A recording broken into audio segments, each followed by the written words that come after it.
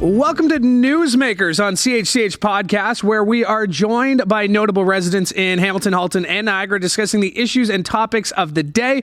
I'm your host, Louis Butko, and today's show, very pleased to be joined by community activist Kojo Damptey. Born and raised in Ghana, Kojo came to Hamilton to study at McMaster at age 17, and he has been here ever since. He's well known in the Hamilton for his anti-racism work, including previously serving as executive director for the Hamilton Center for Civic Inclusion. This time last year, he was campaigning to be a city councillor in Ward 14, finishing second by less than 100 votes. He's also a sessional instructor at McMaster and an accomplished singer-songwriter, having just put out his third album, Radical Thoughts, which was released earlier this month. Kojo, thank you so much for joining me and being the first ever guest on the Newsmakers podcast on CHCH Podcast. Thanks for doing this, man. Thank you very much. I appreciate being the first. There you go. Okay, so we talked about that. I want to get right into that. You kind of laughed when I said I wanted to talk about this, but 1 year ago today, you were in the midst of a heated city council campaign. We know what happened during the campaign, but what did you learn about that experience, and what did you take away from being a candidate for office? I learned so many things. I think the first thing is that residents of Hamilton want a city that functions and a city that responds to their needs. Right now, or a year ago, people were talking about how high their property taxes are. Fast forward to this year, housing, inflation, groceries, what have you. It's become very pertinent to respond to what residents of Hamilton are dealing with. So I think that was the number one thing, is that they want their city to respond. The second thing is they also want innovative leadership, right? They want elected officials that can solve the complex problems that are facing our city and even the province. I think we'll be talking about some of them here today. So they want innovative leaders that not only stick to partisan points or just like catering to people that support their ideas, but bringing people together and saying, how do we solve this? So I think that'll be the second thing. And the third thing too is that, municipal politics is very different, but at the same time too, it allows people from different perspectives and backgrounds to come together to talk about solutions. I spoke to people about LRT at the doors. We spoke about parks. We spoke about streets. We spoke about fire, policing, all the different things that the city is responsible for. And so many residents had really different and interesting solutions.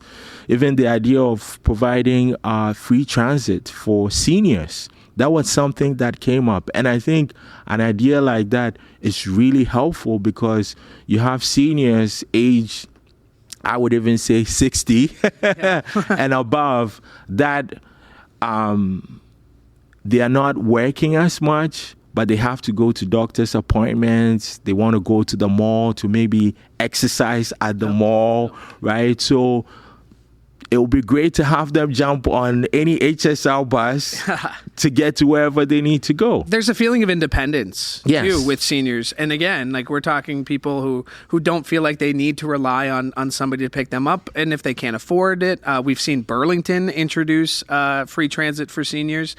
Just on the topic of City Hall, was it difficult for you? I mean, it's tough. It's tough losing, right? And it's again, I hate to put you on the spot here. By the amount you did, was it harder for you to turn your attention back? Because you still are, at the end of the day, a community activist, somebody who cares about this city. Was it hard for you to turn your attention back, or how was that? Was there a switch you had to flick? Or it wasn't hard. Look.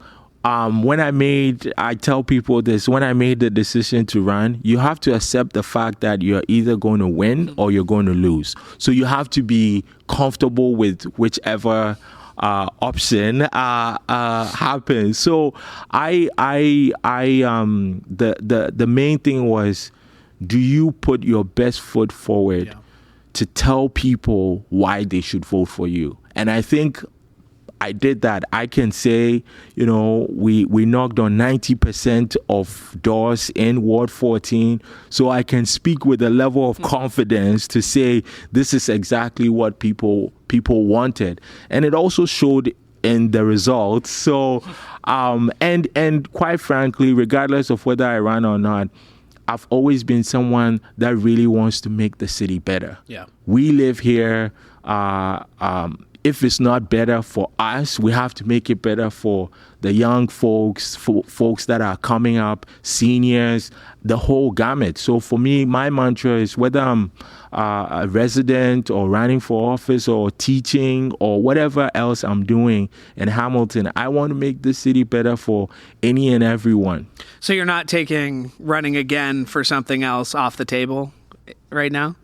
Not to put you on the spot. I know the next municipal election's 3 months away or 3 years away. Yeah. I mean, it didn't turn you off the idea of running for anything. No, it didn't turn me off. And look, the last election was a pivotal election for everybody, right? Yep. You had previous councillors that had been there for a long time, residents wanted change. I hate to use that word, but they wanted, maybe I should say this, they wanted something different. Yeah. Right? So, yes, it was pivotal. I was happy to be part of it.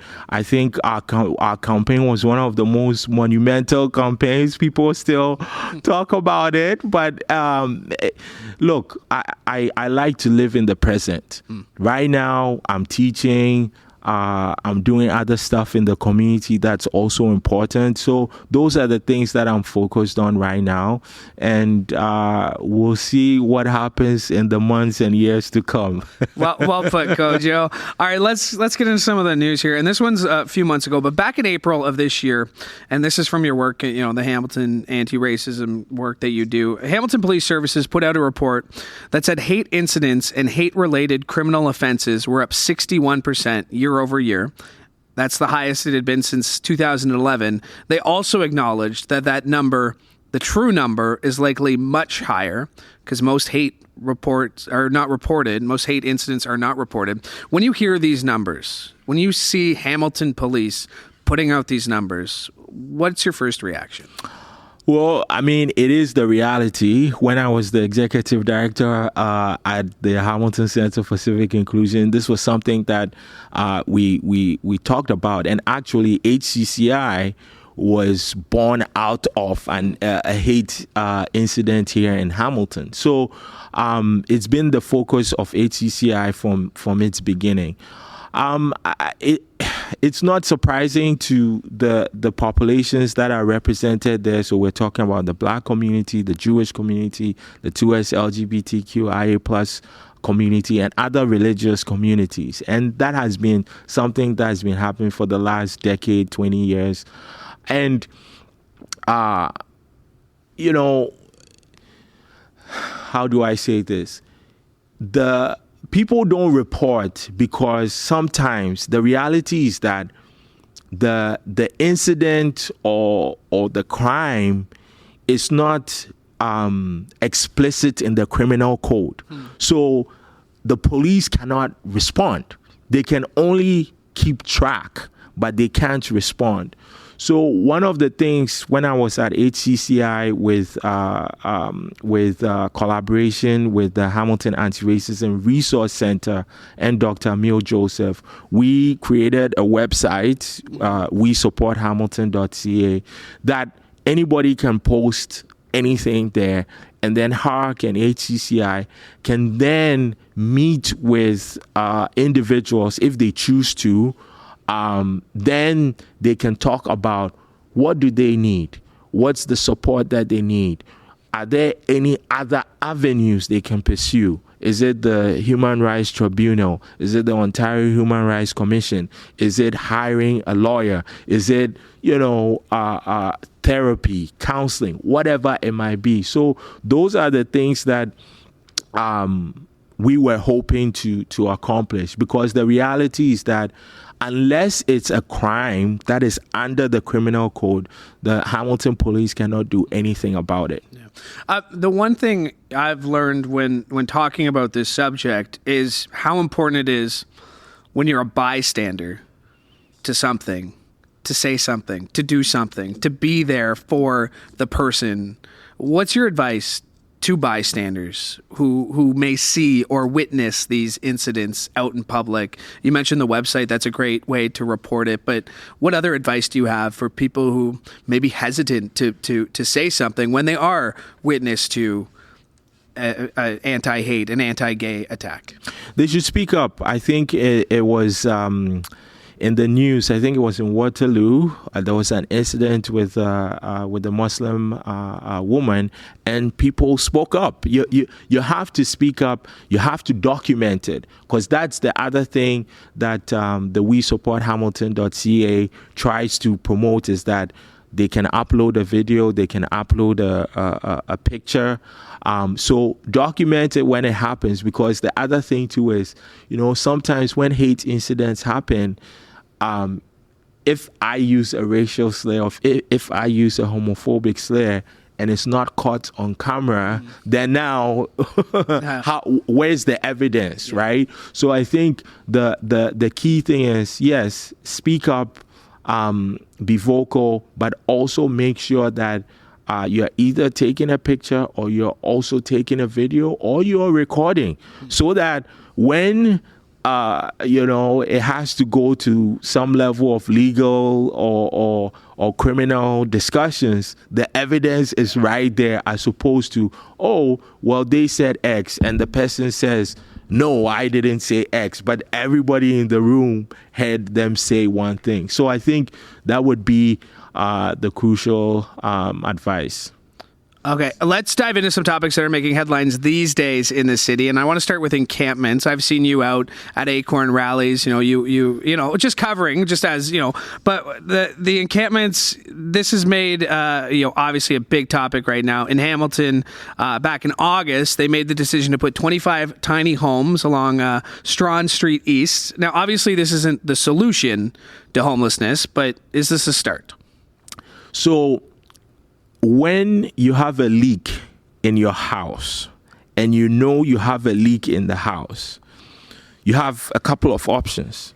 You can put a bucket there to collect the water, but then in the meantime, you have to call a roofer to come and fix the leak. Yeah.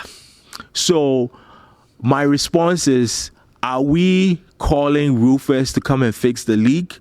Or are we buying buckets to collect the water, right?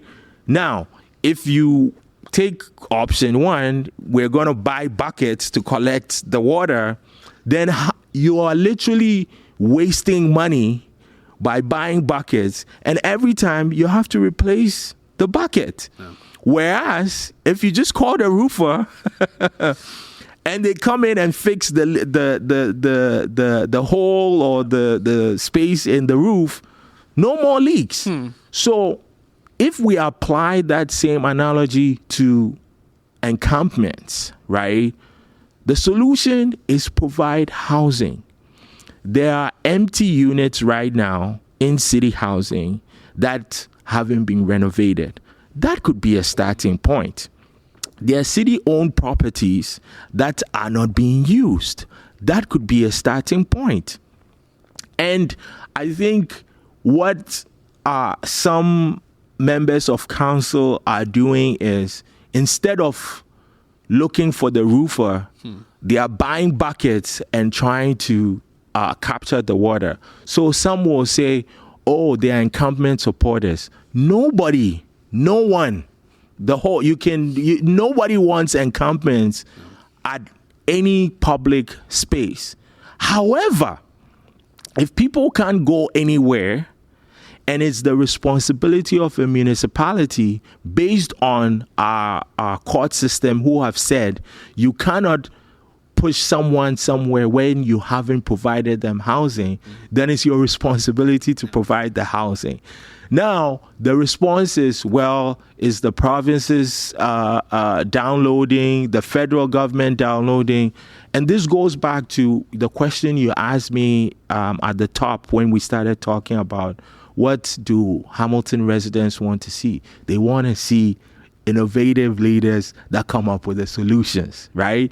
And here you have some councillors and the council in whole, I'm not pointing any fingers, but I'm saying the collective decisions that are being made are not coming up with the solutions, right? So to me, that's where the issue is right now when it comes to encampments. You clear encampments, again, you're collecting water in a bucket, and then you got to bring another bucket and fill it up. And that's not an effective way.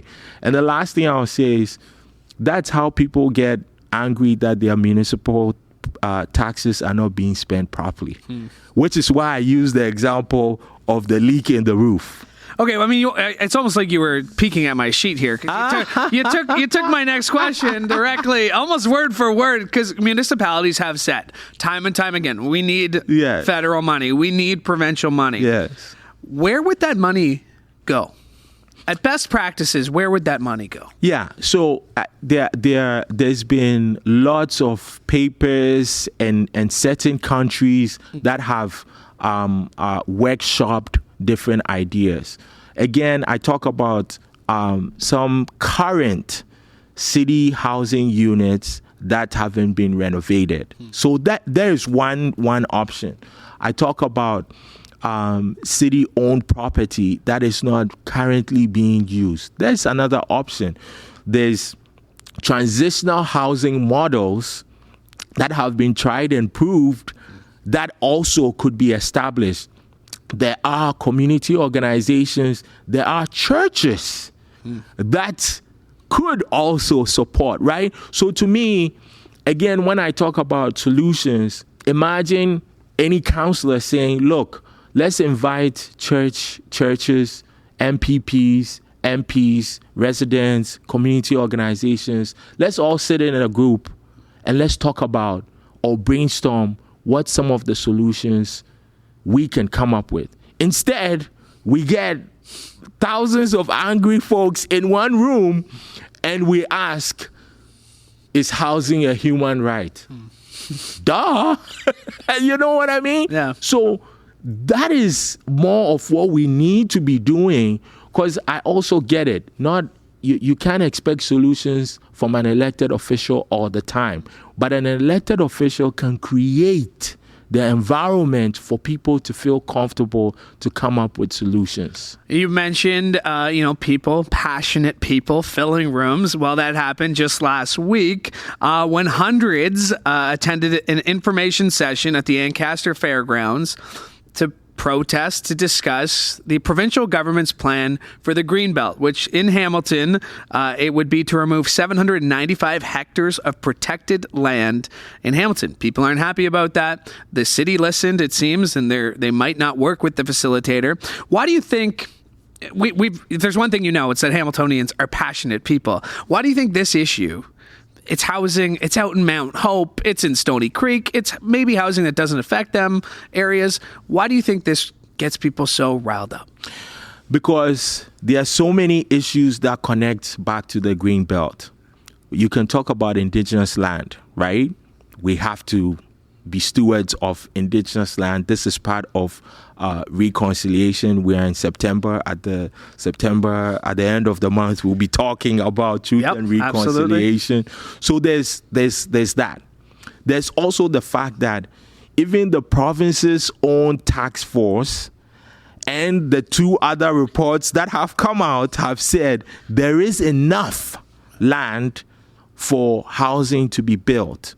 There are groups, the Stop Sprawl groups and many others, Environment Hamilton, Hamilton 350, they've been saying the same thing.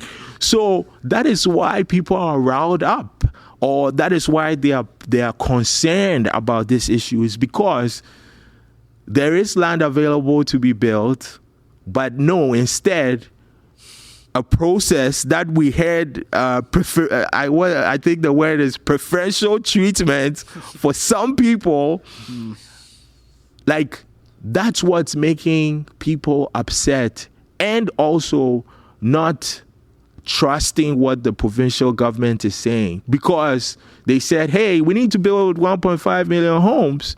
But then why is it that there was preferential treatment given to certain people that are close to some political parties, right? So I think that's why people are concerned. And the last thing I'll add is there's a money crunch to this as well. And this is simple.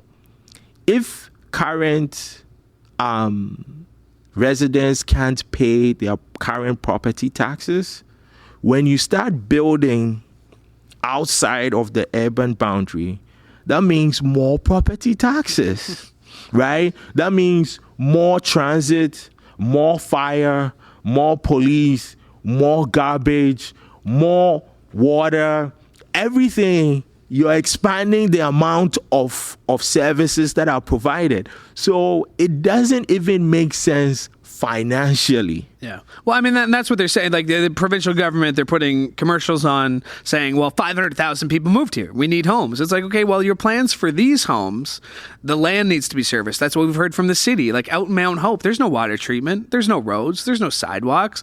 You got to build that infrastructure before you build the housing. So if you're worried about the 500,000 people who moved to Ontario in the last year, well, homes in 2034 aren't going to help them very much. Yes, and also too, I think another thing that hasn't been mentioned, and I know it's been missed, but I want to be explicit about it. Look, when newcomers come to Hamilton or to Canada, there's levels to it. Some folks don't have proof of employment, don't have credit history, don't have down payments for houses. So if you're building single family homes out in outside the green belt, those folks are not going to have the financial capability to buy those homes. For even economic newcomers that have their working conditions already sorted out, they also need to save money, right? A down payment on a $700K house, it's not something that everybody's carrying right now. I would say not. Exactly. So that's the other piece too that people are not talking about. So it makes it seem like, then why are we building these houses on places where we can afford it, and people that the process was made for are going to make $8.3 billion plus more? Yeah. Good points made there. Let's talk about the media. You've been a guest on numerous shows, like this one here. You've been an expert in stories people have relied to you for interviews. You've been a contributor to local news, CBC News. This week, we learned that Metroland would be laying off hundreds of employees and moving community publications, including the Hamilton Community News, completely online. What's your advice to people when it comes to being a more informed citizen in a time when we see more and more newsrooms shut down? Yeah, I mean, it's sad. Look, I can tell you the importance of community news. During the campaign, folks like Kevin Warner, I think he was the one that tweeted about it. He covered everything, you know. Yeah, you know, people might say this wasn't covered, that wasn't. But when we are talking about providing information, he covered it. He's done it for years. There are others. You think about Joey Coleman. You think about some of the other small media folks. It's earth-shattering. And my heart goes out to all the journalists that are feeling this pinch. I think one of the things is I hope that maybe Kevin continues to do that work, whether it's independently or neighborhood associations also get together to figure out, do we then now provide the information through newsletters. In Hamilton, there are certain neighborhood associations. I can think about Beasley, Crown Point, that do some of this work. The North Enders, they think they have the North Breeze, right? So, shout out North Breeze, shout out. So I think now it's going to be critical for neighborhoods and certain areas in our city to fill that void. Yep. And I think that's how to do it, whether it's like hard print newsletters or even electronic news letters, or, because it's hard to fill that vacuum. Yeah. There's so much information that people are working on. I think about even on the mountain, like everybody would wait for their mountain news to say, okay, what's happening at Sackville? What's happening on Concession? What's happening on the West Mountain? What's going on at Lime Ridge, right? So I think now it's more incumbent on community groups and neighborhood associations to fill the void. And if there are any journalists, students out there, this is the time to also self-innovate, right? And get things done online. So that would be my response. And like I said, I hope Kevin continues to write in whatever form. Who knows? Maybe he might be on the podcast pretty soon. What are you trying to say, Kojo? You're trying to do my job here, buddy. What are you doing? Okay, let's keep it light. We talked about a lot of issues, talked about a lot of problems, but music, something you're passionate about. I mentioned you just dropped your third album released this month. How have you taken that passion that you have out in the community and put it into your music? I've always done it. My first album, same thing. I won a Hamilton Music Award for that one. Most people might not know. Shout out. Yeah, I mean, my music is about stories, people's stories that are not usually heard. And that's what I've done for over a decade now. So sometimes, yes, my community work will bleed over into my music. But again, people that have listened to the music have said, yeah, I didn't know this, I didn't know that. And my music makes people dance. If they've seen my shows, they enjoy it, they like it, and then by that repetition, it gets them to ask a couple more questions about, okay, what was he saying in that song? Why is he using that language, right? So I think that's what music is meant for. Bob Marley, Marvin Gaye, the Stevie Wonder, Nina Simone, like they all did that. So that's the tradition of black music. That's awesome, man. Before we let you go, yes, give me a reason to be optimistic about things going on. We talked about a lot of issues, talked a lot about encampments. There's a lot of people being down. Give me a reason to be optimistic about what's going on here in Hamilton. I mean, I think we all have to start caring about people, right? If I want someone to care about me, that means I have to care about them. If I don't care about people, then how do I have that expectation that somebody will care about me when I'm down on my luck, when I fall down and I can't get up? Who's going to be there to reach out their hand and provide support? So to me, I think that's the hope, and that's the what we can look forward to. It's very important. I think Martin Luther King said this: injustice anywhere is a threat to justice everywhere. Right. So if we know people are dealing with stuff, let's support them, so that when I'm dealing with stuff, I know that there's somebody out there saying, maybe we need to provide some support. And when we are all happy and when we all feel like we're in a good place, it's good for everyone. We need that positive energy.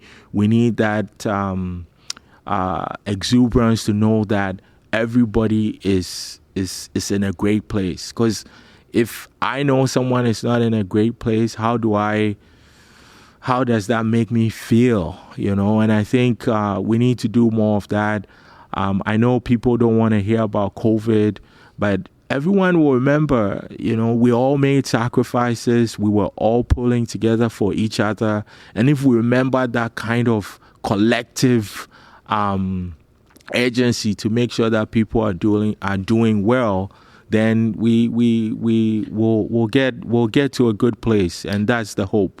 Kojo, I had high expectations for you as my first guest. I had high hopes for you as my first guest. And I got to let you know you've exceeded all of them. So thank you so much for coming on the show. Do I come back again? We'll see.